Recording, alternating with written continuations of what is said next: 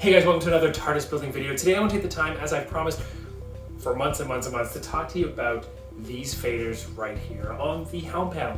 This was a long project to figure out what these were. So I want to give you a little bit of a condensed history of what these are and how they ended up on here. So finding these was one of the things I wanted to find. As you know from following my videos at this point, is I try to find everything as accurate, as exacting as I can on all these panels. If it exists in the real world, if it was a real part, then I want to get it, have it, and put it on here.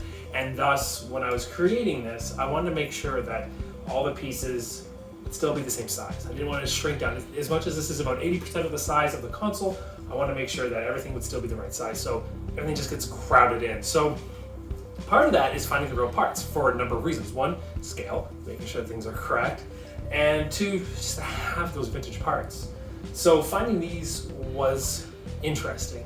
As a member of the Tardis Builders Forum, and when I first started doing this almost a decade ago, these were one of the parts that were being discussed there. Initially, the thought was that they were quadrant faders. And as you're seeing here, quadrant faders were a audio board type of control that had kind of an arc to it that allowed you to control it, much like standard audio equipment nowadays with the regular sliders back and forth. And this was the most prevalent theory of what these were, because there's no labeling or anything on it. It literally just has 0 to 10 and 2 sliders on either side. Now that's the interesting thing that always didn't sit well with me about quadrant faders, and that was quadrant faders had 1 slider. This had 2.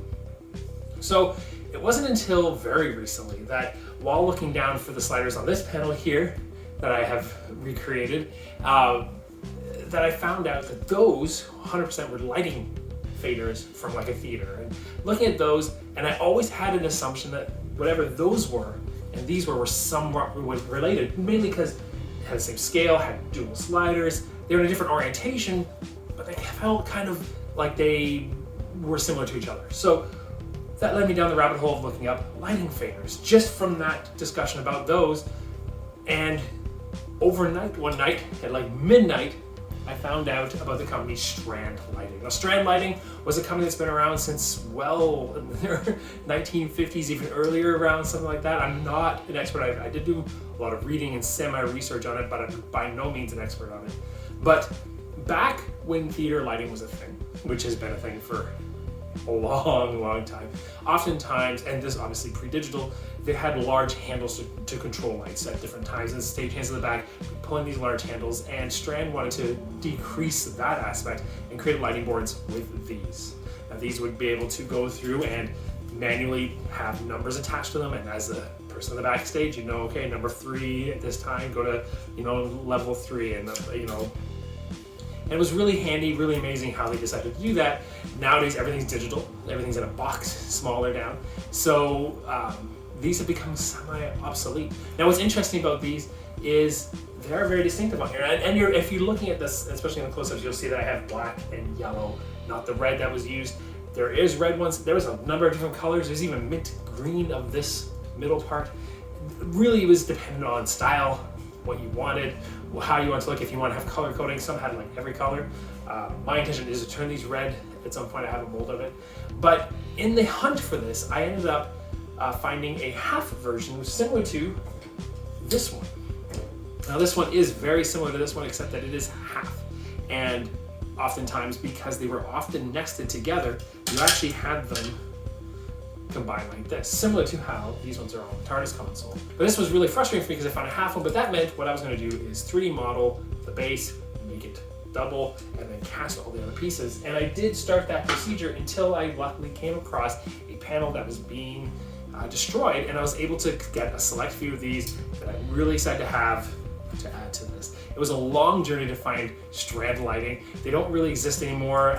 Their company is still listed. I think they were bought out a few times, and they still do lighting products. Nothing like this. And the engineering on these is amazing. The machining is beautiful. And in the close-ups, I'm sure you're looking, they just don't make things like this anymore. They're hard wearing. The plastic that was used on this is very dense. These things are gonna last a long time. They'll probably even outlast the console itself.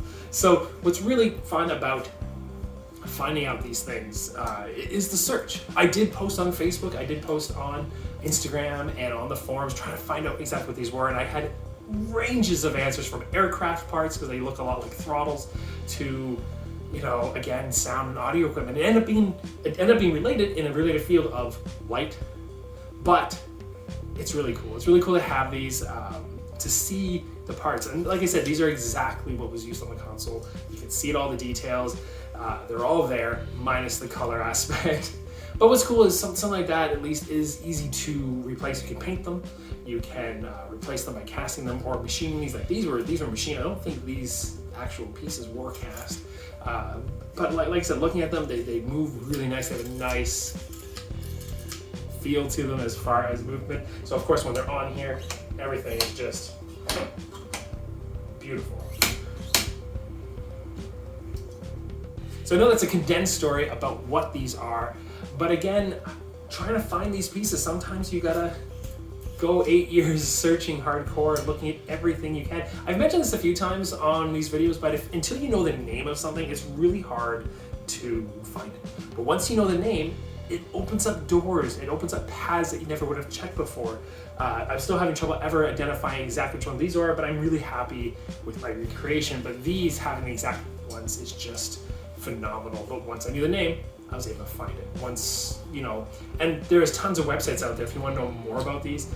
There's theater people who like to discuss old equipment. There's several forums online, which I did also reach out to before landing some of these for myself. But it's really amazing to have these, and I'd like to thank everyone who actually helped me get these. I have a friend of mine, Laz, who ended up going to Quebec to pick up a whole box of them. So thank you for everyone who actually had ideas about what these were, who made suggestions, who reached out to me to find out what these were. It's been really helpful. Again, oftentimes, unless you know it, unless you're in that world, unless you recognize something, you may never know what the part is because there's no label on it. Not like today where this would have said, you know, Strand, like etched into it, or maybe like a little plate somewhere else on it. It would have been evident, but even this itself doesn't have the logo on it anywhere. Double checking, but no, it doesn't. Like, all the pieces are just machined for their purpose, and that is what they are. And that's what kind of makes this build frustrating, but also really amazing because you don't have to worry about all that kind of stuff. But yeah, if you guys have any comments or questions about these Strand light fingers, please let me know down in the comments below. I'm really excited to share this with you guys, so thank you so much for keeping up with me, for being patient as I build this whole thing. And as you can tell, it's getting more and more complete. I can't wait to share more videos for it. I can't wait to get to the lighting stage, but that's a little ways off, but I'm still really excited about this entire thing. It's so much fun.